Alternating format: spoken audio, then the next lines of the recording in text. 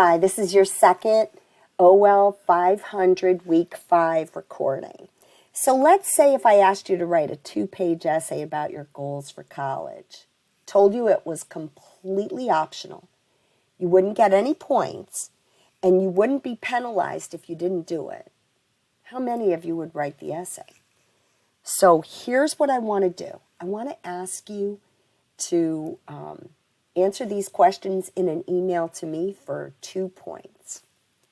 So if I told you you get 5 points extra credit on one test if you wrote the essay, would you do it?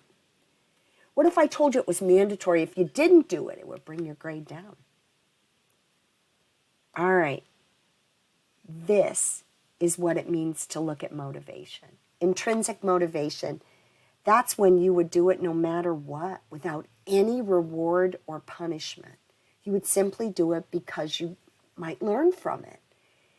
If you're an extrinsically motivated person, you would only do this if you're going to get something in return. So if you got the 5 points extra credit on a test, you'd probably do it. So did you learn anything different, anything new when you did this? This is one of those times when you have an activity that you can look at and you realize that you didn't think you knew that. You didn't think you thought like that, but in fact you do. Now, typically, you would be sitting here in a class and you would select some people and you'd talk about what made you or motivated you to go to grad school, who stood by you, who questioned you, and I would give you 10 minutes. I'm going to tell you that I'll give you 5 points if you go through this. You don't have to select any people. Just write up for me what got you to come to grad school, who stood by you when you decided you wanted grad school, who questioned you about it, and what have you learned so far about your own motivation. Send it to me and you will get a wonderful 5 points to put wherever you want. So, teams. Let's talk a little bit about teams. This is a group or a unit of 2 or more people, and they are required to interact or coordinate their work to get to a shared goal. It benefits organizations and employees. What we find is because you are responsible not just to yourself but to others, there's lower turnover. There can be a great deal of flexibility. There's less need for more layers of management. And employees feel more involved and satisfied. It also can improve quality and have creativity as benefits. So let's look at the evolutions of teams and team leadership. A functional team is a group of individuals that work together that do a simple function, one solid function. A cross-departmental team is one that combines people from different functions and brings them together. Now, in the case of the functional team, usually there's a function of a leader and a center leader. In a cross-departmental team, there's different groups from different leaders. So you find that there's more leadership, leaders in particular, from particular departments giving up some of their responsibility, looking for a more cohesive approach. But what's also happened is that this has led to the use of self-directed teams. These are autonomous. They're often member-centered and they're self-managed. And what you see, it's really kind of interesting when you get to this kind of leadership. Teams have leadership where it fluctuates who the leader is it could be based on the function that's in the front of the group, or it could be based on the characteristics or the challenges the group is facing, a number of different things. So if we're talking teams, we got to talk about dysfunction junction.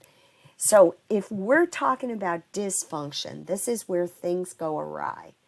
If you have a team without trust, no one is going to reveal mistakes, they're not going to share concerns, and they're sure not going to share their ideas. So there's a tremendous disconnect there. If people have a fear of conflict and they just want to get along, then there are a number of opinions that will not be shared.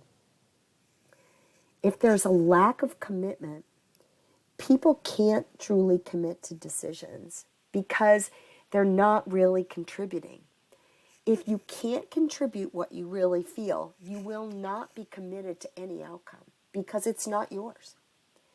The avoidance of accountability. When there's no responsibility for outcomes, there's also no responsibility for when things go wrong. There's finger pointing, there's blame, and the blame game always derails a team. Inattention to results. This is when I becomes way more important than the team. Remember how you've heard this said a million times, there's no I in team. Well, you're right, there is no I in team. But there has to be a whole lot of people that are willing to put their eyes aside in order to make it really work. Now, there is such a thing as having too good a deal. If people get along too well, they can have terrible problems called groupthink. But let's look at the positives. You can have higher morale and you could have better performance.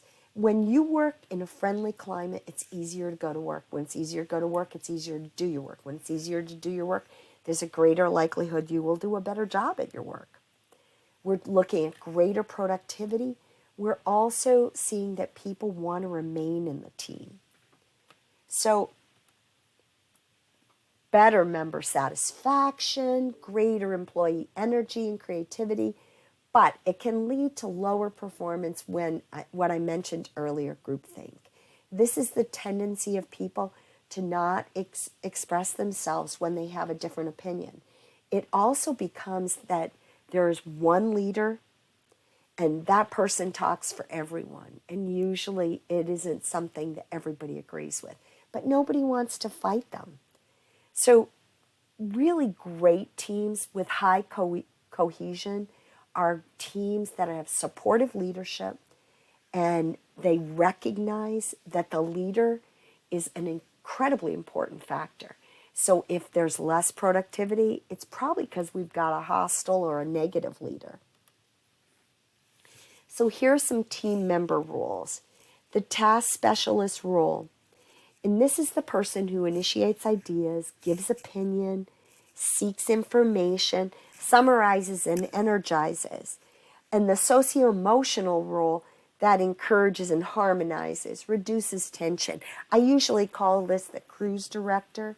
And the task specialist, I imagine a task specialist standing with a clipboard checking things off. So those are my views of those kinds of team members.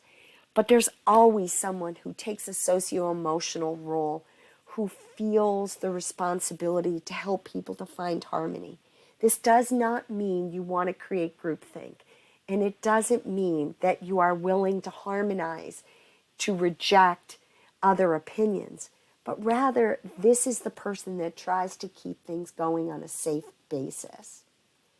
So in team conflict, there are two real types of conflict that we look at. And these could be defined as antagonistic interactions, when one party attempts to stop another party from reaching goals. So the types of conflict, it's task and relationship. If you disagree on the goal you want to achieve or how to perform tasks, that's something that's pretty easy to deal with. Personal incompatibility, on the other hand, can be tougher. If there can be roles within a team that can be conflicted. Conflict isn't always bad. In fact, conflict can be highly helpful. But it still means that you are making it about the relationships and work, not about the people. We do not have bad team members. We might have a bad function. We might have a bad decision. But you don't ever talk about the people as being bad. So what are causes of conflict? Here's two. Competing for the same resources, and commonly we lack clarity in roles and responsibilities. And you've seen this. If you've done a group project in college, you've probably seen where everybody's got jobs to do, but nobody, there was this one particular task that wasn't aligned and everybody thought somebody else was doing it. The truth is, without clarity, things fall between the cracks. There are two ways to negotiate: cooperatively, and you're trying to reach a win-win for everybody. This is an integrative approach that integrates within the team, and cooperation is the critical element. Distributive, this is much more adversarial, and it's where people are competing the most and give up as little as possible. In teams, this is incredibly destructive. So, in your team, what do you think you should consider? Patrick Lencioni wrote a book about the dysfunctions of teams, the 5 dysfunctions of teams. And one of his statements is, remember, teamwork begins by building trust. And the only way to do that is to overcome our need for invulnerability. Once again, we go back to the importance of being vulnerable. It's incredibly important. I urge you, if you get a chance, Patrick Lencioni's book about the 5 dysfunctions of team is a great book to read. And again, Brene Brown, her book about rising strong or about daring to lead, she talks inevitably in all of her books about vulnerability, how important it is. So, you have readings that are due, and your work is the discussion board and the leadership development action plans. If you're struggling at all with your leadership development action plan, please be aware next week you won't have any work to do. This will give you the time you need to catch up. The Chinese use 2 brushstrokes to write the word crisis. One stands for danger, the other opportunity. In crisis, be aware of the danger, but recognize the opportunity. And finally, if your ship does not come in, swim out to meet it. A wonderful thought from Jonathan Winters, who was an incredibly talented, funny comic. I want to thank you for listening and for going along with me as I'm still trying to heal from being sick. It is always a pleasure. Thank you so much.